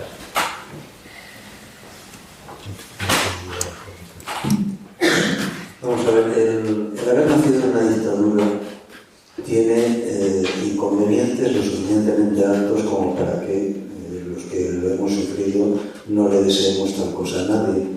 Pero tiene también un efecto de contrapartida, y es que frente a una dictadura tú sabes perfectamente que no tienes más que dos opciones: o apañarte tu propia vida del modo más clandestino y más libre posible, o levantarte cada mañana y no poder mirarte en el espejo. Yo creo que la potencia de resistencia que se puede desplegar en una dictadura es muy alta, precisamente en función de que sus costes son muy altos. Sí. Yo tenía un comentario y una pregunta. El comentario era sobre el dilema seguridad-libertad. Están de acuerdo con el viaje de la seguridad, puede ser algo ibérico. Quizás no puede ser algo lo más inseguro, quizás sea la falta de libertad, porque falta control y autocrítica. El ejemplo de China que pone Juan Carlos quizá no refuta a Popper, sino que lo apoya, porque el caso de Wuhan y la pandemia refuerza que cuando no hay controles, cuando no hay autocrítica, el desastre puede ser mayor porque no se detecta el error a tiempo. Sí, eso, si me permites... Y luego digo la pregunta. No había llegado a la pregunta. Sí, la pregunta era distinta, pero si quieres contestar. No, es que eso es importante porque efectivamente podrías acudir a ese contraejemplo, ¿no? de la pandemia. Sin embargo, el desarrollo tecnológico chino es impresionante. Y eso es una excepción a algo que antes de que sucediera esta revolución china dábamos por hecho con Popper. Popper predice en La miseria del historicismo, que es del 56, si no recuerdo mal, predice la caída de la Unión Soviética en un momento en que la gente estaba básicamente convencida de que la Unión Soviética ganará la Guerra Fría. Y él predice su caída por una razón metodológica, que es esa. Él dice, no, como no hay libertad de crítica, no se podrá avanzar. Y por lo tanto colapsará su ciencia, colapsará... Y claro, había tantos ejemplos que apuntaban ahí, ¿no?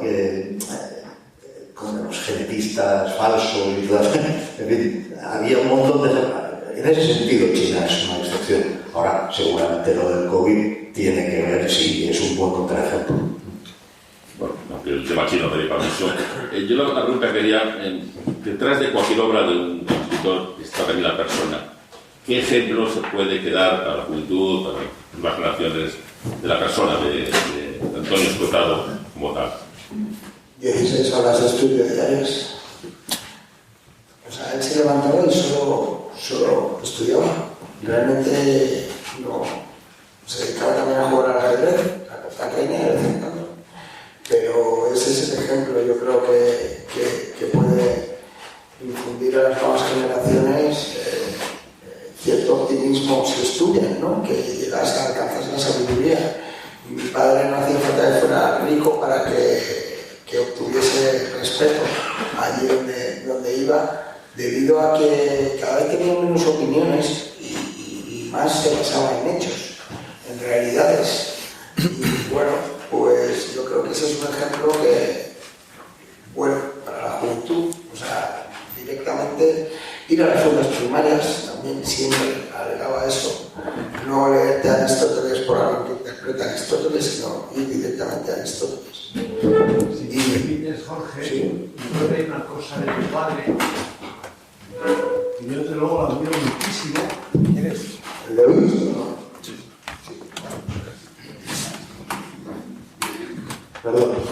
Hay una cosa de tu padre que yo admiro muchísimo y que además está en una de las frases que a él le gustaba y que escribió el famoso historiador griego, Tucídides, el secreto de la felicidad está en la libertad y el secreto de la libertad está en el coraje. En el Trasíbulo, que constaba la democracia en Atenas después de años un poco tortuosos. Y bueno, yo creo que tu padre en ese sentido ha dado un ejemplo tremendo de cómo llegar a conquistar la libertad, ¿no? De la que él tanto habló y que él tanto pregonó. Allí al fondo había dos preguntas que van a ser las últimas. Allí al fondo y allí en el fondo de izquierda también había. Allí al fondo. ¿Puedo hacer una pregunta corta, por favor? ¿Sí corta? Buenas tardes. Quiero recapitular un poco en el tema de la libertad. Cuando hablamos de la libertad, hay que hacer un poco más de énfasis en la libertad individual, ya que lo único que nos hace libres son nuestros pensamientos. ¿Creéis que en algún momento en la línea del tiempo encontraremos una libertad social o solo seguirán siendo libres nuestros pensamientos?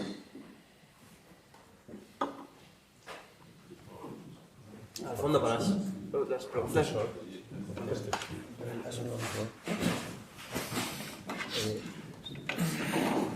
Sí, no, es una pregunta que difícilmente podría atreverse a responder nadie. Yo no pienso que se pueda hablar de libertad en el sentido absoluto en el que pretenden utilizar ese término Fichte, luego Schelling, luego Hegel, es decir, como libertad autoconstituyente. Esa libertad autoconstituyente como un absoluto que se recupera a sí mismo, desgraciadamente pienso que es la base metafísica sobre la cual acaban asentándose los grandes totalitarismos en el primer tercio del siglo XX. Y, por el contrario, me siento mucho más inclinado a pensar que la libertad de seres finitos, como somos los humanos, es la composición, en los términos en los que hablamos de las composiciones de fuerzas en la física galileica, la composición de conflictos que se cruzan en la conciencia, en la subjetividad, en el imaginario y en el nudo de potencia limitada que es cada individuo. En ese sentido, naturalmente, la libertad no es nunca la consecución de la autodeterminación en el sentido del absoluto. La libertad es simplemente la asunción del conflicto de vectores adversos frente a los cuales, y en pugna permanente con los cuales, la razón de cada individuo logra encontrar sus ámbitos de pervivencia. Ámbitos de pervivencia que, naturalmente, como corresponde a todo sujeto finito, son libertades. Hola, buenas tardes. Yo tenía una pregunta con respecto a un vídeo suyo que se publicó, yo creo que es de los últimos, y me gustaría que explicarais, si es posible, exactamente a qué se refiere cuando dice que aspira a que cada acto sea justificable en sí y por sí mismo. ¿Qué preguntas para un filósofo? No, ahora te toca a ti. A ver, que cada acto sea justificable. No sé, es que no veo al que ha hecho. Aquí. Que cada acto sea justificable en sí y por sí mismo. Sí. ¿La pregunta cuál es? ¿A qué se refiere exactamente con ello? O sea, que cómo es posible que un acto sea justificable en sí mismo y por sí mismo si generalmente un acto surge como producto de otros que le preceden.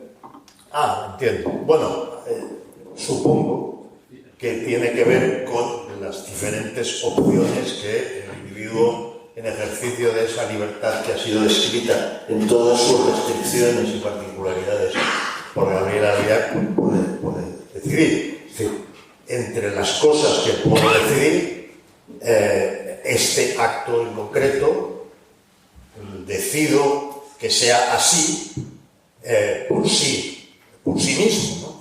Es decir, no como fórmula, no como resultado de un modelo o fórmula que yo aplico de forma sistemática, que por otra parte sería algo que no tiene nada que ver con la libertad, sino con su contrario, ¿no? Con alguna doctrina que da un modelo de la sociedad y con algún crédulo que confunde ese modelo con la realidad. Así por lo menos lo entiendo yo. La última pregunta de al fondo. Antes había explicado que confesó en una entrevista que tuvo una época de anarcoliberal atracada, y en cambio en otra entrevista ya en su última etapa se definía como un liberal demócrata. Y yo quería preguntarle principalmente a Jorge a qué se debe esa transición en su pensamiento. Muchas gracias. Bueno, un poco a lo que hemos dicho antes, que mi padre abogaba siempre por cambiar de opinión y al principio casi, me imagino todos los que estamos en esta sala hemos sido comunistas, luego a medida que vas avanzando pues te vas yendo al centro y al final cuando ya tienes posesiones y la vida un poco hecha ya es más conservador, ¿no? Es una tendencia natural. Entonces mi padre al principio contaba aquello de que había ido a la embajada de Vietnam en París para alistarse en el Vietcong y que le dijeron que realmente la selva no iba a ser ninguna ayuda, que era para gente más pequeñita, los túneles que había allí, y que bueno, podía hacer un ingreso en esta cuenta corriente y si quería ayudar al Vietcong, pero no era buen plan lo de ir para allá. Eso es algo más ético que otra cosa. También contaba que había deseado fervientemente asesinar a Franco, algo de lo que se arrepentía profundamente. Luego decía, pero ¿cómo he podido yo pensar esto?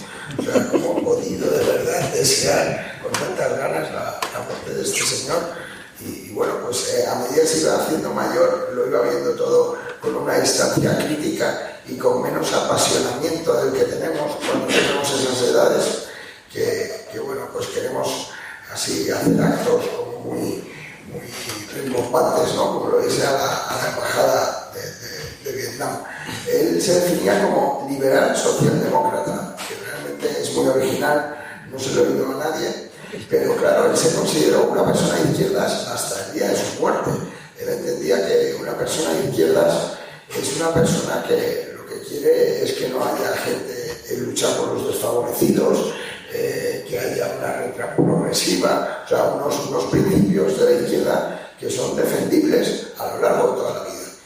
Pero no sería preocupante si hubiera tenido las mismas ideas que dices en su juventud que en su vejez. ¿No lo crees? Bueno, y hasta aquí la... Bueno, pues aquí que... Hasta aquí. Se finí. Hasta aquí se finí. Muchísimas gracias a todos por asistir.